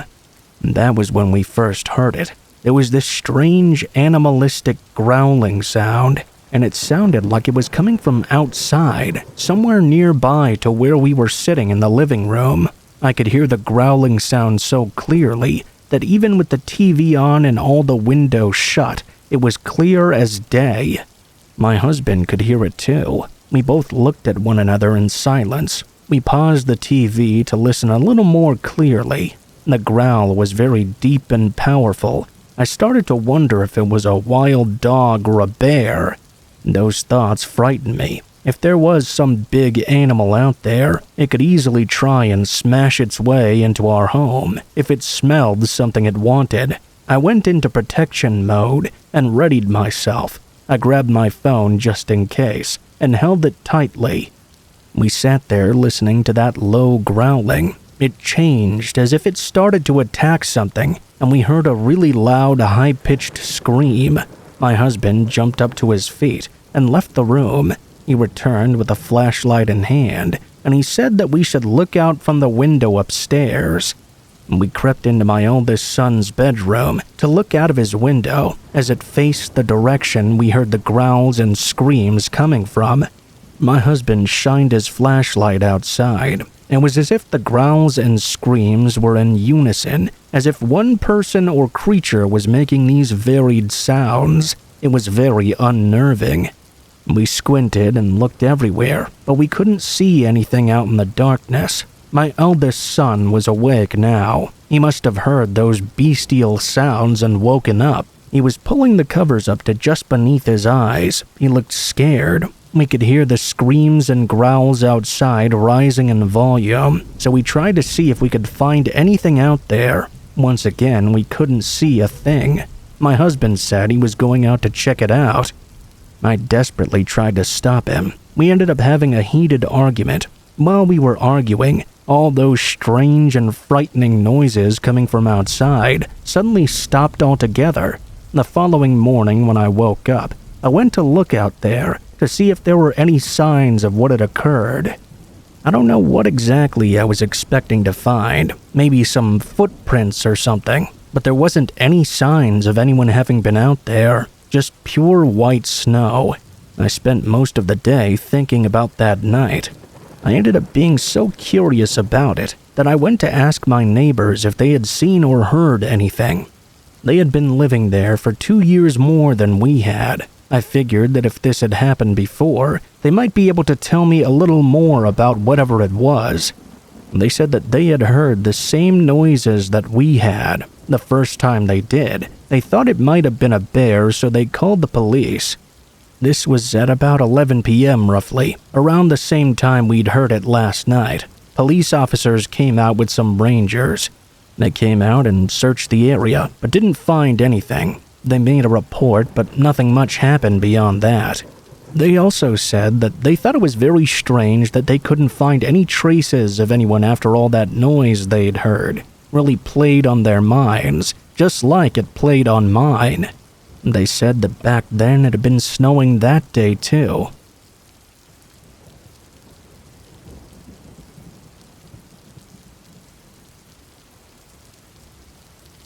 I first noticed it just after Halloween, just at the cusp of winter. This was last year, of course, and it was the strangest thing. It really creeped me out. At around 2:30 in the morning, I heard someone trying to open the door. It was coming from our front door, and it was not gentle at all. It was jarring enough to wake me and my partner up. It was quite scary to hear a noise like that in the middle of the night, but we both tried to be calm and rational. I remember sitting up in bed in the dark and asking my partner if it was the wind or something. It was quite weird, as the noise went away immediately as we got up.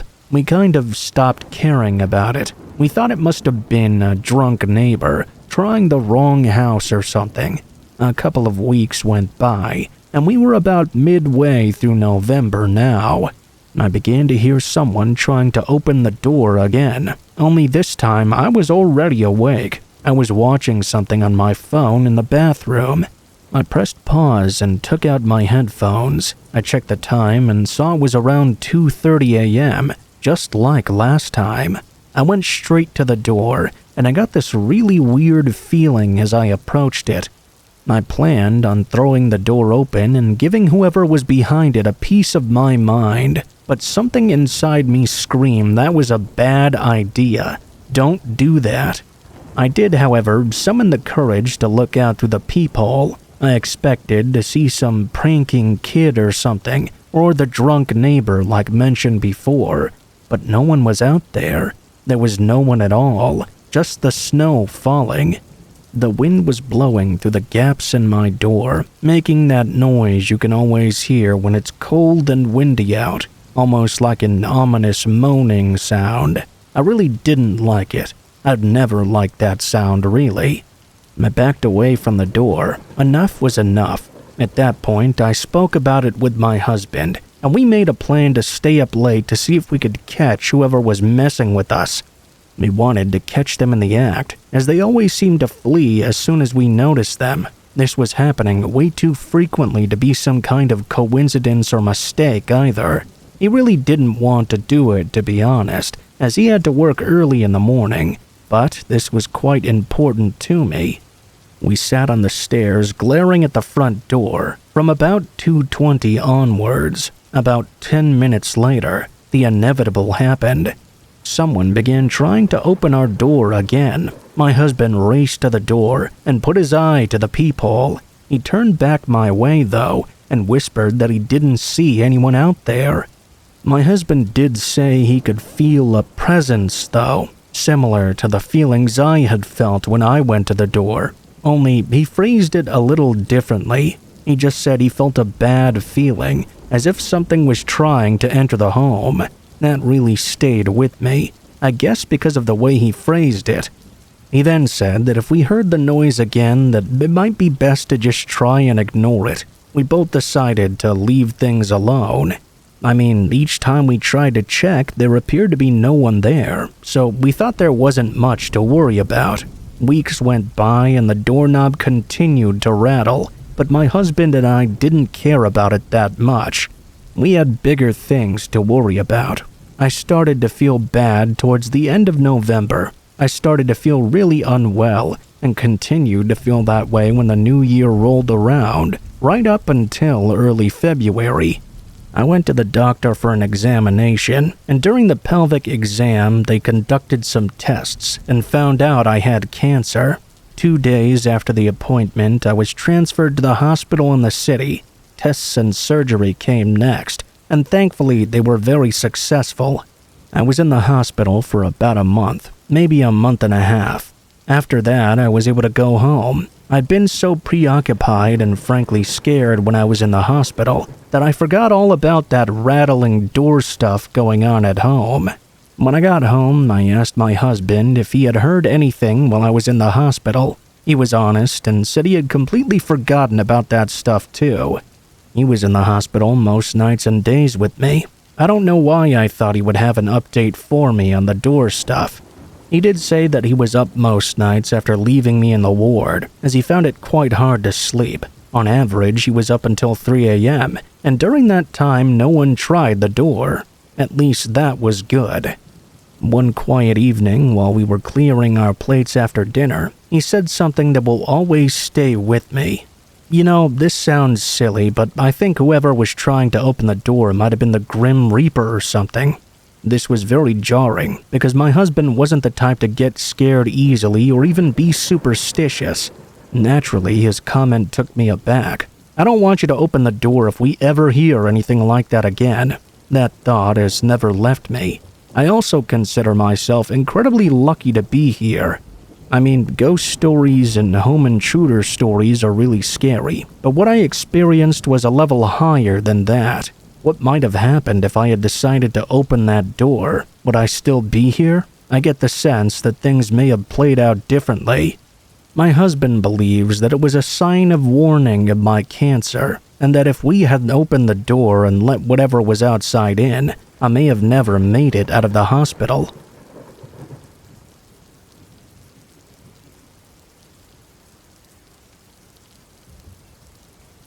I hate going out. I'm thankful I'm married now. and my husband hates going out just as much as me. I never really enjoyed it at all. I know a lot of people, especially as they get older, slow down, and that's mainly because they get it out of their system when they're young. My friends started going out every weekend back in high school, and I was always the one kind of looking for ways to get out of it.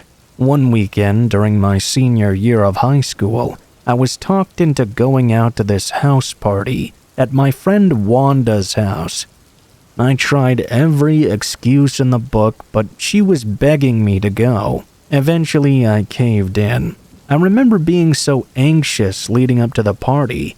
Everyone from school was going apparently. All week long, all I remember is people talking about this rager of a party going down at Wanda's.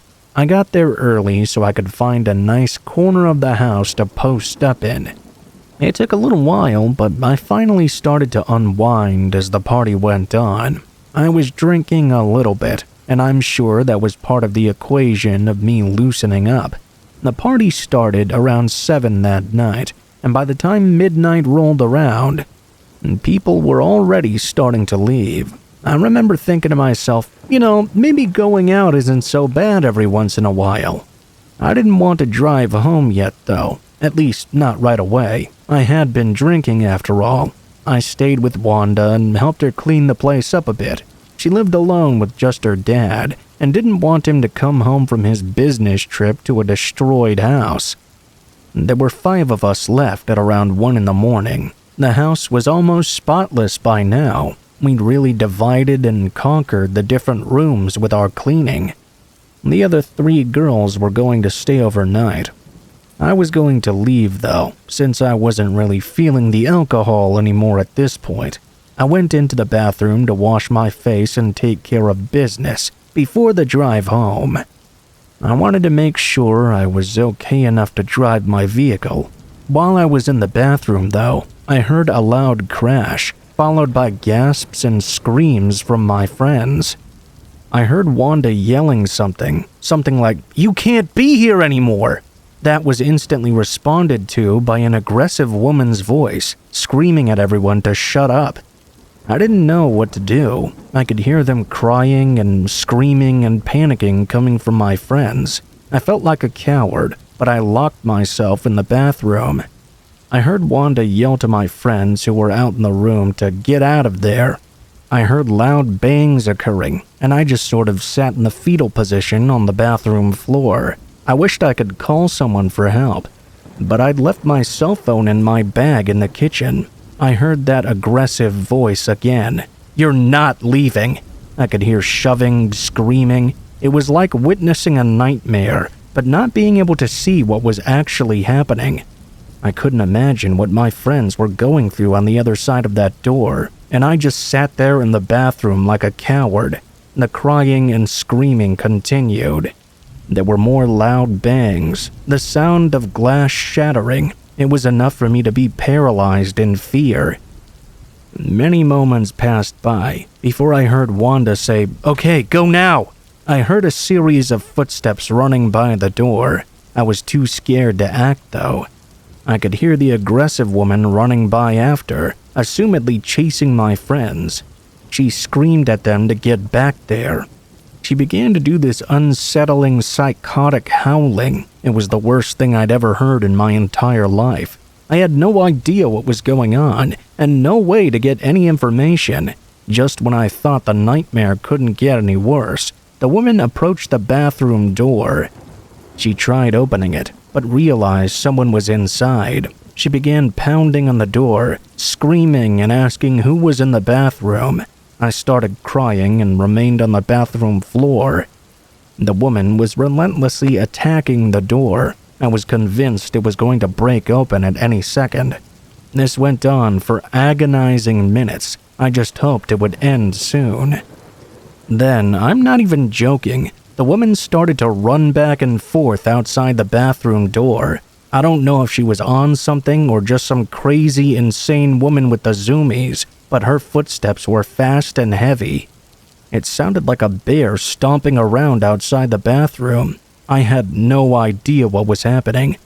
Clearly, whoever this woman was thought this house belonged to her, and she knew Wanda by name. I was trying to put the pieces together in my mind. Due to the frantic nature of what was currently occurring outside my hiding space, though, I was a little bit distracted, to say the least. It wasn't long after my friends ran away that I heard a sound I found very comforting, the sound of the police entering the home. They apprehended the woman. I could hear her screaming and the sounds of a fight occurring on the other side. Eventually, one of the officers knocked on the bathroom door and asked if I was okay.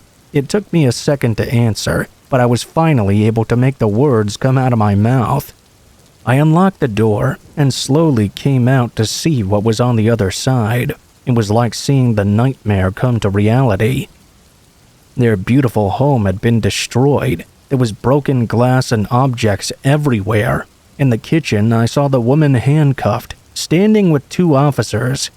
She looked over at me, and I'll never forget the look in her eyes. She had the most deranged eyes I'd ever seen. They were so big they were nearly bulging out of her sockets. She was breathing heavily, and when she noticed me leaving the bathroom, she started to scream at me that I was trespassing in her home. One of the officers started to escort me out of the house, and then I looked down at the lady's hands. They were all red, stained with what I assumed to be blood. I looked back and noticed the outside of the bathroom door was covered with bloody handprints all up and down, and blood was trickling onto the floor. This woman had destroyed her own body trying to get inside at me. It was traumatizing. When I got outside, I saw Wanda and all my friends. I'd never been so happy in my entire life. I remember being lost, locked in the bathroom, thinking that maybe they had abandoned me. In fact, they'd actually gone and got help to save me because they knew I was still inside. When I finally got my phone back, I had dozens of texts and missed calls from Wanda, telling me to stay locked in the bathroom and not leave no matter what. She thought I had my phone on me, even though I did not. It turned out the crazy woman was Wanda's ex-stepmother, I guess if that's a thing. When she was married to her dad, she ended up going nuts and trying to kill her father, which was ultimately what led to them separating. She never quite accepted it clearly. We never found out what happened to her after that night. We realized quickly that Wanda didn't exactly want to talk about it, and we never pushed it either. Didn't seem like the right thing to do. Eventually, everyone sort of moved on. I have my reasons as to why I don't like going out much, and this right here was one at the top of the list.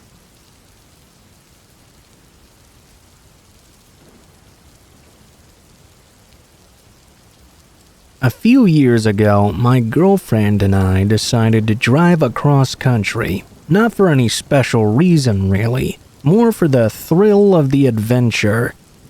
We had done beach trips, cruises, skydiving, you name it. The one thing we never did was drive all the way across country. I can't remember exactly what state we were in, but it was somewhere in the Midwest, I believe. We found this cute little diner and decided to grab some food. That was the one thing we wanted to do at each place we stopped at, find a diner and eat there. We were sitting in a small booth in the back of the restaurant, and a middle-aged woman approached me. She was short and had an average build. Her hair was red and somewhat curly.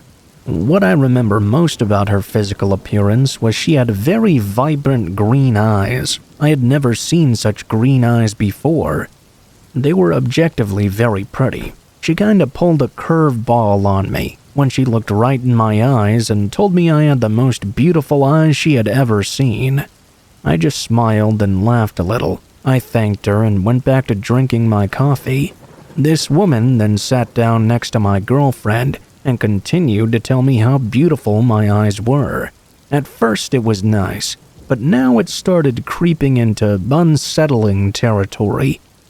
I could tell my girlfriend was not having any of this at all. She went into a full 10-minute rant, raving about how beautiful my eyes were and how she wished she could have them, before she finally got up and went back to her table, where she had been sitting alone. I started to bust my girlfriend's chops. She seemed a little jealous, which I found funny because she's not usually the jealous type at all. I did notice that the woman was continuously staring at me, but I pretended I hadn't seen anything. I didn't want to worry my girlfriend or make her feel bad. I'm not going to lie, this was starting to feel a little bit obsessive. I was about ready to hit the road, and so was my girlfriend. We left and headed out. Every few hours, I would ask my girlfriend what she thought about my eyes just to tease her. She wasn't as amused as I was, unfortunately. While we were driving, she kept telling me she had a really bad feeling about that woman. She claimed that something was not quite right with her. It was like she was dangerous, or at least had the capabilities to be dangerous. I didn't necessarily feel that, even though she had been a little bit wacky. Eventually, we simply stopped talking about her and continued on our trip. No more talk about eyes at all. During the night sometime, we decided to pull over at some sort of desolate mountain road. I pointed at the sky, and we couldn't believe our eyes. The view of the stars looked like we were standing right there in space. It was beautiful. I took the truck off-road a little bit and decided to open the back so we could lay there for a while and stare at the night sky together. It was lovely, and for a moment it was one of the best moments of my entire life. That was until it became one of the most scary and startling moments I'd ever experienced. About 20 minutes after climbing into the back of the truck, we started to hear something weird. I was sure it was a coyote or some other type of animal that dwelt in the area, but it soon became clear that this noise was a voice, not an animal. I grabbed my softball bat, which was in the back of the truck, and jumped out from the back. Standing right there on the side of my truck was the woman from the diner. She was just looking at me, with her hands hidden behind her back. She wasn't smiling or frowning. She had a blank expression. She was clearly mumbling something, but I couldn't make out exactly what she was saying. I told my girlfriend to get in the front seat and grab my keys, which she quickly did. The woman refused to break eye contact with me. I slowly backed up to the driver's side door, and once I was next to it, I basically jumped inside the truck. I slammed the keys in the ignition and sped away. I didn't get very far, though. The woman dove out in front of my truck, and I had to slam on the brakes to not run her over. I could hear the woman crying and screaming on the outside. I was ignoring it to the best of my ability. After that dive, I tried to swerve around her and sped off, leaving a huge cloud of dust in my retreat. Maybe a mile or so down the road, I saw a car parked off the side. We both knew it had to be hers. The pit in our stomachs grew even bigger. We must have made enough distance between us and her, though, because thankfully we never saw her again. While we were driving away, we started to reflect on that moment and realized just how scary and horrifying that could have been. We'd driven for hours after we left that diner, and the woman had followed us the entire way without us ever noticing. She even crossed state lines to do so. What she intended to do to us is unknown, and I'm happy it's going to stay that way. If we didn't notice her creeping up the side of our truck when we did, who knows what she would have done to us. Enough time has passed now that when we tell this story, my friends like to joke that this woman was the monster from Jeepers Creepers because she said she wanted my eyes. It's a ridiculous little chapter of my life, and one I'm happy to have escaped from with no real harm done.